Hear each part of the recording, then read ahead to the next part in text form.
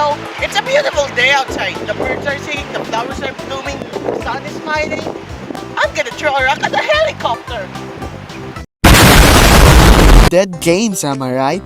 The name says it all! These are games that are...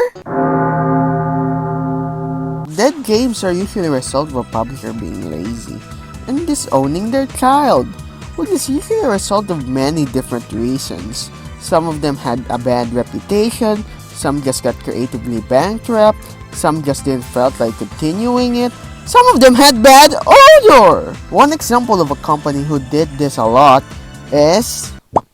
Oh, for God's sake, Sega, get a life.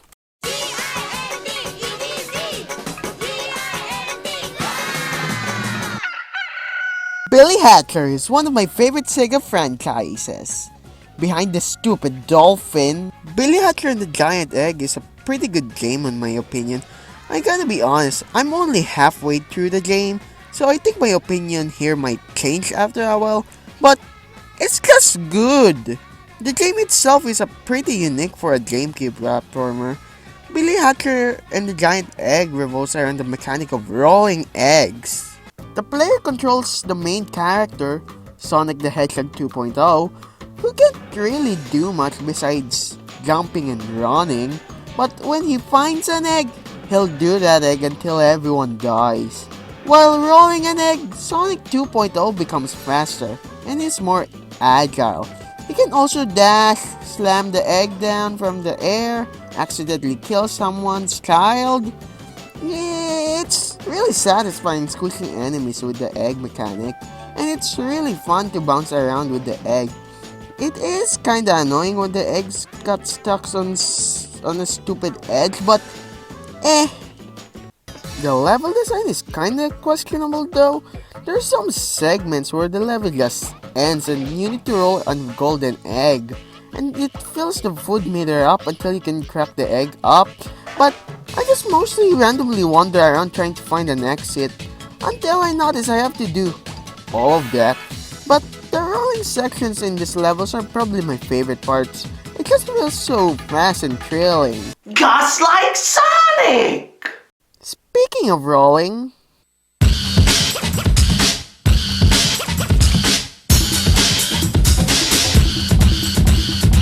Super Monkey Ball.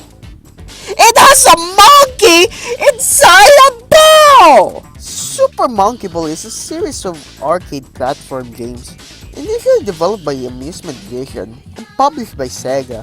As opposed to other games, Super Monkey Ball has the player tilting the world itself instead of controlling the character. By tilting the ports at various angles, you can perform illegal acts like this, and this! The goal of the game is to get to the goal of the stages before the timer runs out. Obviously, Super Monkey Ball is probably my second favorite Sega franchise that ever existed. It's just so dang fun! It's basically Marble Madness, but with steroids. The controls are really good, like really good. It just feels so natural to see this monkey suffer. It's just really hard to explain it, why it feels this way, you know? Really, you should really try it out yourself. It isn't only the controls that make this game so dang fun, the level design exists, I guess. These levels are really fun, like this one for example, Advanced Floor 12. This is one of those levels like that's just really simple, but really effective. This one is just a really big bowl. You can fill a bowl of cereal in it.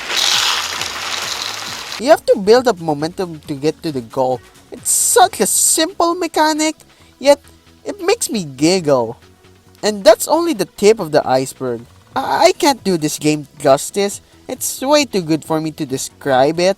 I should really make a full review of this game, should I?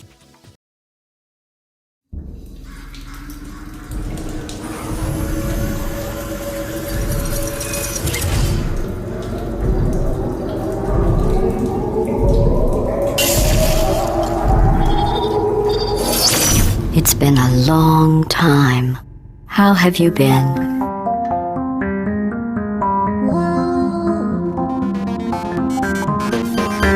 Portal 2 is the game that your parents bought for you, even though you wanted the blocky Tetris game! Portal 2 is a sequel to an award-winning game called Portal.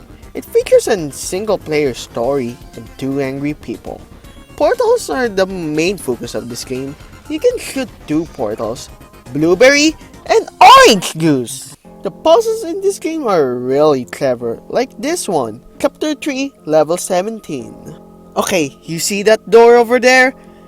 We need to get in there. First, you see this button, and you see this cube. You take the cube out of the stand, boom, the elevator suddenly goes up. You decided to put the cube into the button, and boom! You failed! The real solution to the answer is this. Fire a portal on the wall near the button, then place a second portal at the end of the light bridge. Then, put the other portal on the wall next to the laser thingy.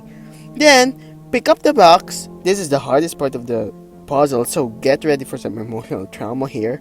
Then, place the box near the laser thingy. Then, walk over to the elevator. While you're at the elevator, fire a portal anywhere so the light bridge will drop the box.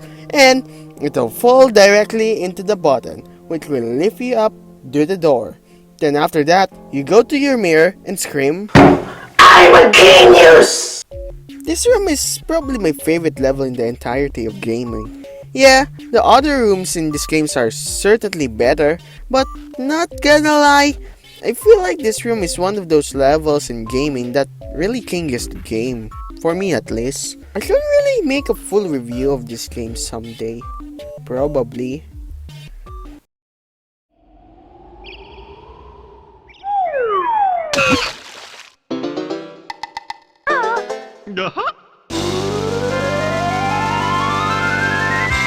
This game is pretty charming, honestly. I really love this game, like really love it. The game is a pretty typical platformer if you ask me. There's gauges and you gotta collect them all, then that's all. But the charm of this game and the dialogue just makes me squee. Heck, I didn't even understand the game cause you know, language barrier. Like, you can play as a washing machine! Can you do that in real life? Apparently you can! Heck, that's not all! I love Banjo and Kazooie's idle animation. I love the fact Kazooie is such an asshole. I love looking at this wall! It's not just the charm of the game that makes me love it.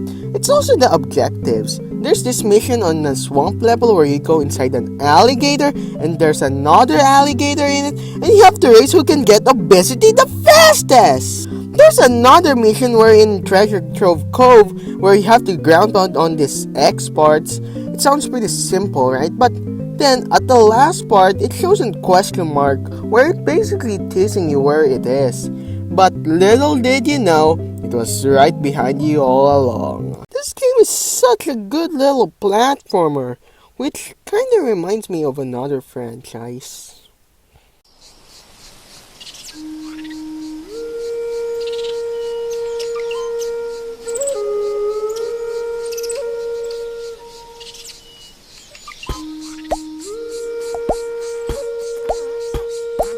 The Rayman series. This game supports decapitated arms! It features such characters as this, and this abomination! I grew up with Rayman. I played the Rayman 3 demo on my PS3 when I was still an infant. It's too bad that the last game in the franchise is Legends. So Rayman Legends! It's a pretty good platformer, which oddly reminds me of Donkey Kong. Neat! Rayman Legend starts off with Rayman the Abomination in the Teensies, who has been sleeping for centuries. Seems like a normal Monday to me. During that time, the Bubble Dreamer's nightmare grew in strength and numbers, and so has the magician from Rayman Origins. Rayman then wakes up and you gotta stop them! We start off in the first level, which is where we get introduced to the controls, and not gonna lie, they're really good.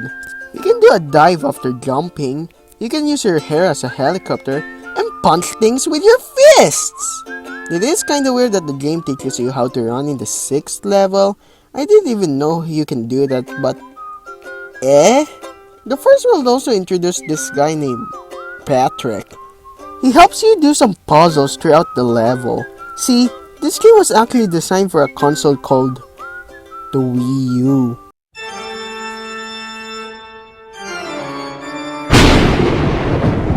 Yeah, I know. I thought it was because of me too. See, these Patrick sections were built in mine using the touchscreen of the Wii U system.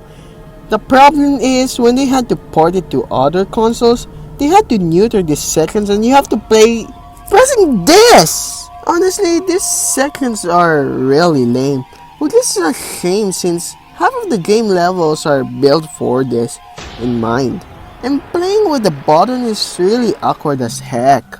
In fact, I can't believe I'm saying this, but the Wii U is the best version to play this game with. Holy shit, is that a dead cat? This game is really good, but not gonna lie, that bottom problem just ruins the experience for me. Sorry, Rayman fans.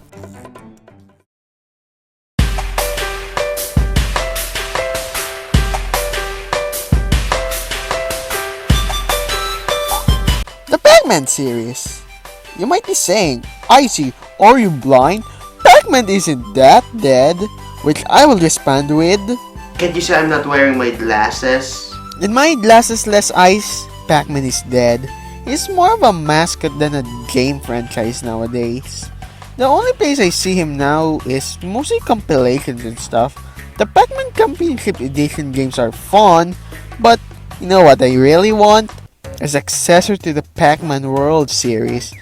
Yeah, I'm a sucker for platformers. I haven't played any of the games, but not gonna lie, I see loads of potential here. Just imagine, a Pac-Man game where Pac-Man finally gets a personality with a Mario 3D World-esque level designs. Elements of arcade gaming put in here, I will explode if that happens. Yes, I do know these games exist, but they don't exist in my imagination, so they don't count.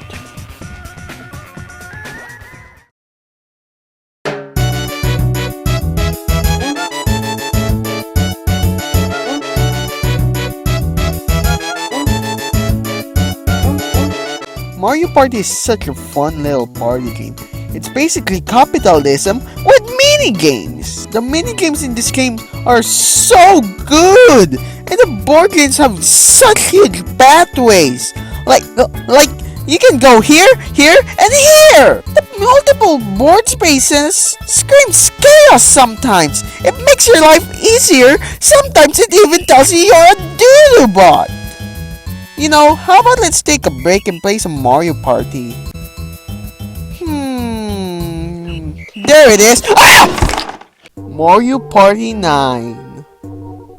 I don't want to talk about it. Come on, Icy. You need to tell this stuff to your therapist. You get into my house! This game is basically your cat, but worse. First off, why? Why did they gotta make you ride a car? Why? I know the franchise is getting bleh at this point, but there's gotta be a limit on how much you can change, right? That's not just that. The game has become more linear than normal. I'm okay with linear games cause come on, the entire concept of time is linear. But this game just doesn't fit well with it. It just feels like I'm going forward most of the time.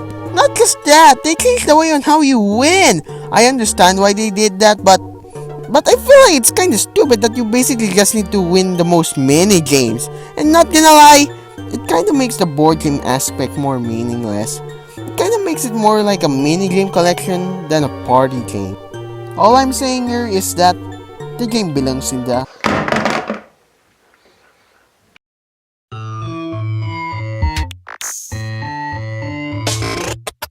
You know, after playing all of these games, not gonna lie, seeing them die kinda makes me sad. There's tons of potential in these franchises, but it's pretty bad that all of them just got thrown down the drain. Some of them just got abandoned by their parents, some of them just run dry, some of them are still going, but they're spiritually dead. It's just sad seeing them die, okay? But here's the thing. A wise man once said, when a video game franchise die, another one comes. When a franchise dies, someone will pick up their remains and continue it spiritually. Just take a look at Rolled Out. The spiritual successor to Super Monkey Ball, it managed to continue Monkey Ball's legacy with its own little spin. And it's not just that. Yooka-Laylee, it's not the best game out there, but hey, at least it managed to capture the charm of the original BanjoKazooie games. All I'm saying is that these guys might be dead, but their legacy lives on. So apparently, throwing rocks on a helicopter is considered as homicide. So I'm now being punished to play Mario Party 5 for 3 days? Dang it!